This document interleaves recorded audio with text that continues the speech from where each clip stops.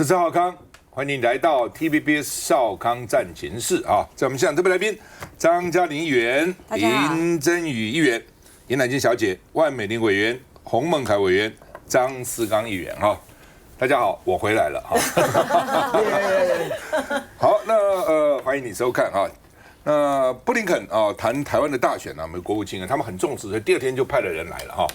那重申说他要确保台海和平，当然美国了哈，现状不变啊，就是不会啊改变现状，大家都希望台海维持现状。不过台海这个现状其实是一个动态的现状，并不是一个静态的现状哈。那另外呢，有没有可能哦，将来呢，就是大陆觉得说台湾反正没机会了赖清德也是个台独支持者那还有台独党纲所以将来想要和平统一更不可能了。那既然不能合统，那就剩下武统了嘛。所以国台办说，他还是要尽最大努力争取和平统一那另外呢，菲律宾总统小马可仕你看爸爸老马可仕以前也是菲律宾总统，小马可仕呢，他发了一个贺电给赖清德，恭喜赖清德当选台湾的总统那我代表菲律宾人民而且希望将来呢能够这个合作了和平合作那中国当然很气了，就把菲律宾这个中国的大使招去，就问他你什么意思？干嘛祝贺赖清德当选那这个小马可仕也很绝，他说因为我们要感谢台湾这个容纳了很多菲律宾的劳工的确台湾的菲律宾外劳蛮多的嘛好，那么我们看一下相关新闻。台湾大选后第一场大陆国台办记者会是受到高度的关注，在记者会前20分钟，现场的座位是坐满的。另外，平时鲜少出现的西方媒体也出席，并且提问大陆官方如何看待赖清德提出要重启两边对话的说法。一直签署统一是两岸人民的共同愿望，你为什么这样认为？我想告诉这位外国朋友两岸同胞都是中国人，决定了国家统一永远是中国核心利益中的核心。而针对大选后大陆网络出现武统的声音，大陆表示仍维持和统的基调，但国台办仍强调，如果谋独挑衅，则会给台湾带来深重祸害。这反映的包括台湾同胞在内，两岸各界对民进党可能加剧台海形势紧张动荡的担忧。我要强调的是，台湾地区的选举改变不了两岸关系的基本格局和发展方向。菲律宾总统小马可仕15号在 X 平台上 po 文，祝贺赖清德当选台湾下一任总统，并期待双方密切合作，加强共同利益。称赖清德为台湾总统已经严重踩到大陆红线，未来还要台菲合作，更加激怒北京。我们建议马克思总统多读书，正确了解台湾问题的来龙去脉，从而得出正确的结论。另外，美国众议院日前通过法案，要求美国财长支持台湾加入国际货币基金 IMF， 也引发大陆抗议。任何关于台湾地区参与国际组织活动的问题，都必须在一个中国原则下解决。而美国国务卿布林肯则在瑞士达沃斯接受 CNBC 专访时表示，美方长期坚持的一中政策不会改变。来，乃菁，你长期跑外交，怎么看菲律宾？我觉得菲律宾的小马可仕总统有点处在这种梦游的状态因为呢，他发了这样子的推文，然后表示这个祝贺赖清德当选台湾总统，关键当然就是在台湾总统这4个字因为呢，我们看到小马可仕呢。我为什么说他在这个梦游状态？他最近呢承受到了蛮大的这个压力一方面呢，他在南海的这个问题上面呢，他和这个美国好像是美国在背后撑腰然后他呢采取的那个立场呢非常的强硬。可是呢，他在内部呢，因为他的副总统呢是杜特地，就杜特地的女儿嘛杜特地的女儿，他们菲律宾呢有一股势力认为说他在于南海的这个问题上采取这么强硬的立场，可是呢却罔顾了这个菲律宾呢跟中国之间的一个贸易关系，所以在菲律宾国内呢有那种政变的声浪起来了所以小马可仕呢，应该是在这种内外的这个压力的情形之下呢，我不认为他是在经过一个精密计算，而是在一种就是一种比较随性式的这样子的一个祝贺。那因为我们看到呢，他这样子的祝贺之后呢，立刻他们的外交部呢就出来灭火。我觉得等于就是给了这个菲律宾小马可仕总统呢一个小小的一个难堪了哈。而且因为他的这样子的祝贺呢，他根本上本质上面呢，他改变不了大局啊。倒是呢，美国的态度呢非常的值得重视，就在于是我们看到美国在赖清德当选之后啊，不管是布林肯的访问，或者是说AIT 的理事主席他们到台湾来的时候呢，就面临到了诺鲁跟我们断交的这样子一个局面。而诺鲁跟我们这个断交呢，非常特别的在于是他们提出了2758号决议，这个有2个不寻常啊。一个不寻常呢，就在于是说，第一个是这个乃金，这个等等我们要谈，我们要另外一段专门谈这2758。OK， 好。那我只是觉得稍微有一点，就是说，那我们的这些朋友们啊，他当然不见得有邦交，那他能不能道贺呢？他如果不能这样用台湾总统，他用什么呢？如果他说我恭喜你当选中华民国总统，那大陆生不生气呢？他也会生气嘛。那到底要怎么讲呢？哦，所以这就是说，如果大陆不希望他称为人家称我们台湾总统，那能不能称中华民国总统呢？那美玲怎么看？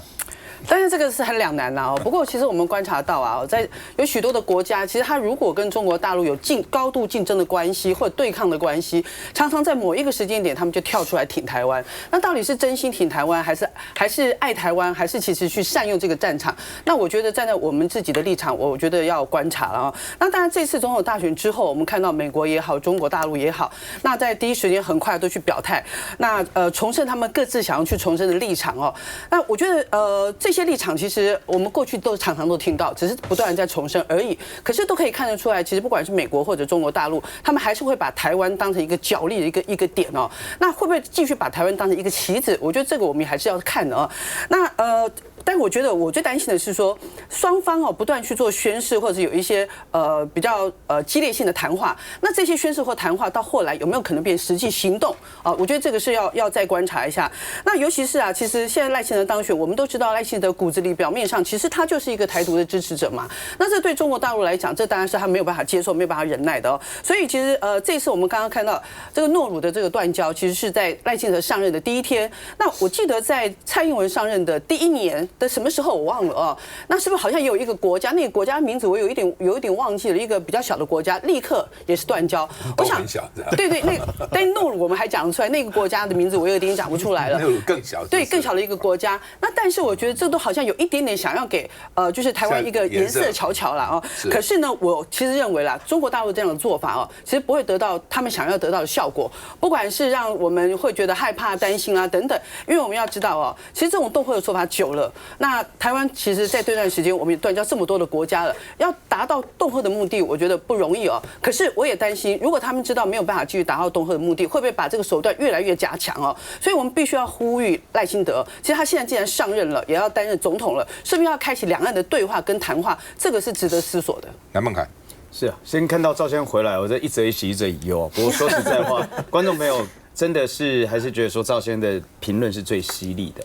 先讲，我觉得对岸对于我方的态度立场绝对不会改变嘛，其实看起来就是维持啊，对方视台湾为中国一部分，但是我们不会接受。可是有些时候讲就共识，共识是什么？就如同赵先生之前讲非常好，就是如果说可以和平相处的话，你接受你的生活，我接受我的生活，我们维持原本的现状，你吃你的卤肉饭，我吃我的牛排，还是可以好好的过生活，我觉得这比较重要。所以拉回来到今天这一个菲律宾的总统的这个事件呢，我觉得如果说你真的要恭贺的话，大方一点。我们是中华民国，你应该要恭贺中华民国总统啊，因为我们过去是要选的是中华民国，我们现在未来也都是中华民国。我想国际社会现实上面也不要忽略中华民国存在的一个事实啊，我觉得这是第一个部分。那第二个，美中两大强权目前处理两岸议题，当然他们都会觉得说台湾可能就是房间里的大象，绝对不会忽视。可是目前看起来，这个从上礼拜6投完票到现在，我觉得两方的基调还蛮趋一致，就是克制。呼吁美国也呼吁要克制，中国大陆也呼吁要克制，甚至也都希望说赖清德，你虽然骨子里是台独意识形态，但是现在也要避免任何擦枪走火的可能性。不只是因为美国的总统大选在今年的11月要上演，所以说其实我们的大选刚落幕，美国的总统大选其实才要进入到白热化。那中国大陆，我想现在这个时候也不会说想要在两岸之间有开启任何战端的一个可能性，至少到现阶段。所以某种程度上，现在看起来克制就是一个目前美中两大强权以及我们中华民国目前看起来对国际社会上的一个现实。其实你可以看得出来哦，这次的大选是全球关注了140几家的外媒派员到台湾来，你可以看得到。从之前的乌俄以巴战争进行中，所以外媒最关心的是什么？就是现在台湾目前在国际局势上以及台海安全上面的关系。那你可以看到，其实让我有一点难过的地方是，连菲律宾都开始把台湾当成筹码，这个才是我们接下来2024现在当选人赖清德他必须要去面对的问题。是不是过去7年来蔡英文的执政，让大家看得到，只要我现在手握着中华民国，只要握着台湾，你中国大陆就会来跟我谈判？我觉得这个是接下来我们大家要去关注的地方。如果今天连菲律宾都知道我要把台湾拿来当筹码的时候，那我们在国际间的地位是不是又开始一则以喜，一则以忧啦？当然，我们的能见度越来越高了，但是大家开始知道，原来我们可以借由台湾的这样子的左右来去跟中国来去谈判。我觉得这个东西才是我们大家要去担心的。那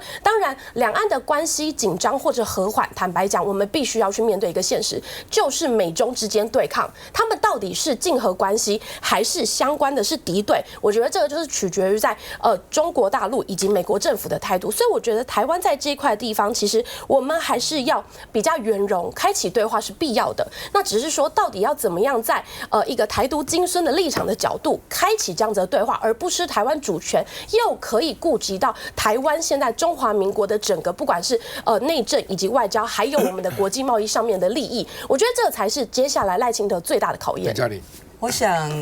只要是对台湾有善意的，我们都坦然接受，然后这个是一定的。那至于说他的发言要怎么样，就像赵大哥讲的，他上面如果写中华民国总统，他的重点在总统这2个字，因为他认为台湾是中国的一部分嘛，所以他不认同说台湾可以选出自己的总统，他也不会认为说中华民国有权利选出自己的总统哦。我想在这个部分，当然是美国跟菲律宾还有跟中国的关系上面哦，最近也发生了一些变化，但是台海的区域稳定、和平、安全哦，都是大家所希望，也是现在蔡政府现在是蔡英文当总统哦，他还是会稳定的维持这样的关系。好不好？诺鲁跟我们断交，那引起的效应到底怎么样？休息一下再回来。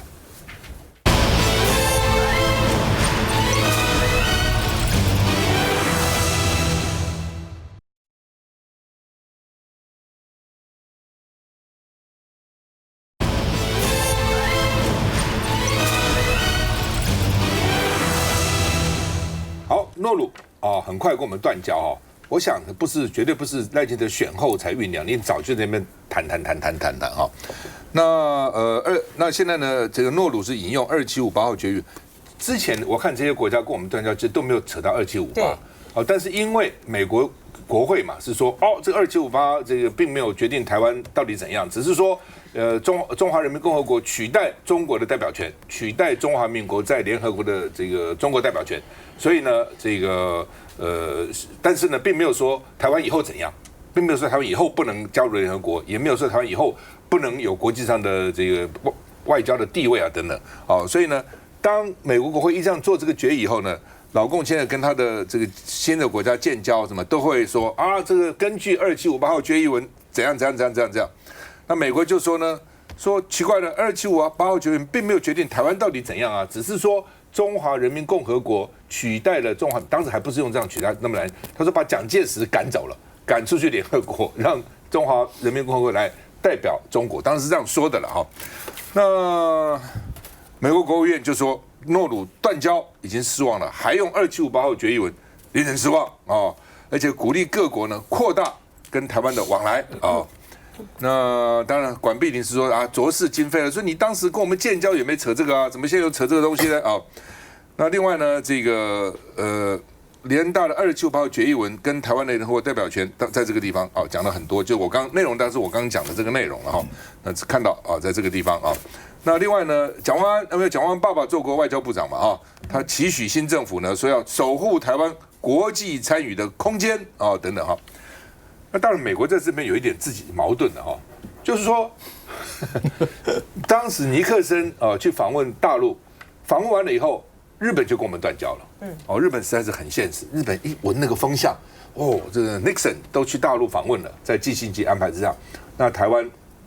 跟美国的邦交大概也维持不久的中华民国所以就先跟我们断交先去承认中国。后来果然几年以后，卡特就承认了中华人民共和国了那所以在这种情况之下，美国你是率先的那你现在去怪别的国家，那你自己你干脆跟台湾跟中华民国恢复邦交至少你双重承认看你美国敢不敢你现在跟友邦说，跟我们友邦说，你不可以再跟他断交了。这些友邦说奇怪了，你是第一个，你是做表率的，你几十年前就率先跟中华民国断交的。来，志刚。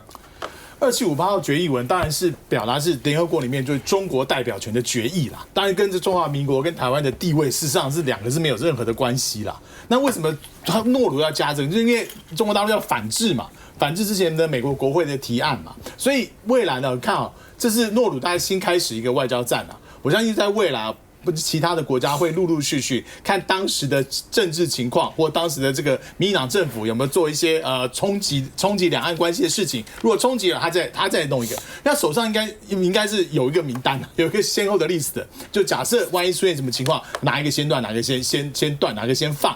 那我认为啦，美国在过去一段时间之内，他说要支持中华民国，要扩大中华民国的国际参与，但是美国说的多，做的少他很少有实质的行动。如果他真的可以在某些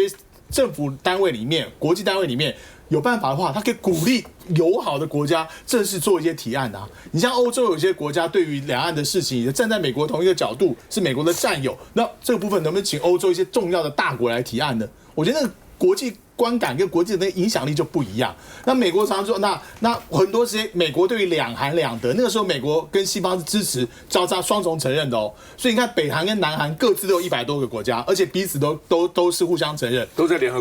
国里面。那美国在过去一段里面40年前刚退出的时候，有没有办法去导引做这个事情？因为美国当时就一面倒嘛，完全倒向北京嘛。所以你在美国在做政策修正的时候，其实坦白讲，因为到这个地方了，因为美中的国力也出现一些偏差，然后对这些小国家来说，搞不好跟中国大陆亲近，他得到的援助还比较快、比较多，而且不会受到很多的节制。美国往去援助这些国家的时候，还要看你的钱怎么用，有没有经过民主的程序。所以是美国也好，其实你要主动去做一些对中华民国的国际空间有助的事情。我们看一下相关新闻。表达对消防同仁以及义消弟兄的感谢，总统蔡英文接见凤凰奖的得奖楷模人，特别表扬这一群内政英雄。难道是因为外交正面临这个问题？由于诺鲁自身的财政问题，在我国与中国之间进行比价，在中国提出巨额的经济援助的利诱之下，诺鲁选择与我国断交。指控大陆看准诺鲁财政缺口，拿钱交朋友。知情人士透露，因为澳洲关闭诺鲁难民处理中心，造成大约26亿台币的财政缺口，占诺鲁1半以上的年度预算，也成为压垮台诺关系的最后一根稻草。中国操作金钱外交，打压我国国际空间，并选在我国成功完成民主选举之后的2天出手。中方对瑙鲁政府决定表示赞赏和欢迎。对岸不但赞赏诺鲁，大陆的央视也随即进驻诺鲁开播在地电视频道。美国国务院发声明表示，对诺鲁的决定感到失望，还提到台湾不仅可靠，也跟美国一样秉持民主价值。美国愿意继续深化跟台湾的往来。Yeah, Rosemary, but just first on the Nauru development, that is not surprising and perhaps the least drastic action China could take after this election to quote-unquote punish Lai Ching-te. Of course, they consider him to be a die-hard separatist and a troublemaker. 尽管国际分析不意外，就连澳洲国际发展及太平洋部长康洛伊也透露，诺鲁在与台湾断交前有先知会澳洲，但不是先跟澳洲政府商量才决定。不晓得是不是怕外交再触礁？交。出访瓜地马拉的外交部长吴钊燮不忘视讯宋文森，确保两国友谊。毕竟现在外交可经不起再一次的波折。好，那么美国的 AIT 啊，Rosenberg 是对美国对台湾的政策不变。另外呢，我们很担心，我们友邦现在不多了，蔡英文任内等于是断掉10个，现在只剩下12是吧？哈，对，说呢，这个有4个友邦重申跟我们友好稳固，那剩下8个呢？来，见到因为柯文哲曾经讲说0也没关系的，你觉得呢？如果到最后变成了0会怎样？第一个，我就是开个玩笑哈，就说，还好，就说如果总统当选人是柯文哲的话，其实无所谓哈，因为呢掉了一个又怎么样？反正他觉得归零都可以嘛哈。这个当然是一个非常没有缺乏知识啊跟常识的一个说法啊。就柯文哲，台湾如果说邦交国归零的话，我们就没有一个国际法人的一个身份了。就是这个世界上呢，没有一个国家承认你，我们就是香港化了哈。如果到那个地步的话呢，那当然是面对的重大的危机啊！但是呢，说出邦交国归零也无所谓的人呢、不只是柯文哲。之前的时候呢，游锡堃好像也讲过，他讲过，就是说，如果我们都没有邦交的那个时候，那时候台湾就独立了哈。我觉得就是这样子一个无知跟一个盲动的这2个的说法，如果说呢是主宰了我们未来的外交路径的话，那就是台湾极大的悲哀啊。然后我们要来讲这个2758号决议的事情啊，我们从这个时间上面来回溯一下。12号的时候呢，布林肯在华府见了中共的对外联络部部长刘建超，他们在针对有关于未来的台湾选后的这些的形势，美方呢重申了一个中国政策，然后提醒这个大陆呢不要做任何的什么军事啊、经济啊上面这个挑衅。13号赖清德当选，14号。Rosenberg 以及前2位的美国的这个官员呢到台湾来，然后呢15号诺鲁呢就宣布跟我们断交。我们知道诺鲁这个国家虽然很小，可是它是美澳的区域联防作战中的一个成员，所以说他们在这个 Rosenberg 到台湾来的第2天就宣布跟这个我们断交。他其实呢，除了给赖清德下马威之外，也在重重的甩了这个美国一个耳光啊！那美国在这个美澳区域联防里面，继之前的吉里巴斯和什么之后，又再调了一个国家。那第2个是说，他为什么把这个2758号决议文呢搬上台面来？我说他有2个不寻常，一个不寻常呢，就是如刚才这个赵先所说的，在过去呢，中国大陆呢跟其他的国家建交或复交的时候呢，从来没有提到2758号决议。这应该呢就是呢大陆呢在针对呢美国在去年的时候，他通过了台湾国际团结法案里面呢就明文的说。2758号决议不涉及台湾的这个定位啊。当时呢，中国方面呢，当然有提出一个抗议，可是它是美国的国内法啊，你也奈他何呢？你对他一点办法都没有。可是他们呢，对于呢赖清德的当选，我觉得他们已经有做出了形式上面的判断，而呢就是担心说赖清德呢一个被中国所定性为台独的人士啊，他未来呢会不会走向一个？就算他不走这个法理台独的路线，但是也会实质的让这个国际间呢，产生一种一中一台的这样的想象。所以说呢，他今天这样的出手呢，不但是对赖清德提出一个警告，很重要的是他在对美国提出一个警告，就说美国呢在这些年来呢，他在中国大陆的定义上面，他是不断的在掏空一个中国政策的这样子的内涵哈。所以说呢，他今天要让诺鲁把这个2758号决议文里面写在那个上面哈，这是第一个。第2个 ，Rosenberg 的谈话呢更值得我们注意，因为 Rosenberg 呢他是用行政官，虽然说他现在 AIT 是一个非官方的组织，他没有官员的身份，但是我们都知道他是对台的最重要的领导的这个官员，他竟然说出了说2758号决议案不涉及台湾的这个定位，这个是不是代表美国未来政策的一个方向？而美国真的是要这样子去操作的话，却缺乏如同思刚才讲的操作细节。美国既没有在联合国或其相关组织为台湾提案，哈。他也没有呢去支持他的其他的这个国家呢为台湾提案，你一定要在总务委员会、联合国的总务委员会、WHO 的总务委员会提案嘛。好，你不管是用任何的这样的个名义，你总要提案，要让大家参与。你不提案，然后用这样子的这种就是口惠而实不至的做法，这个其实是把台湾呢当作在一个棋上面去使。你除了挑衅中国、激怒中国之外，对台湾没有一点好处。休息一下再回来。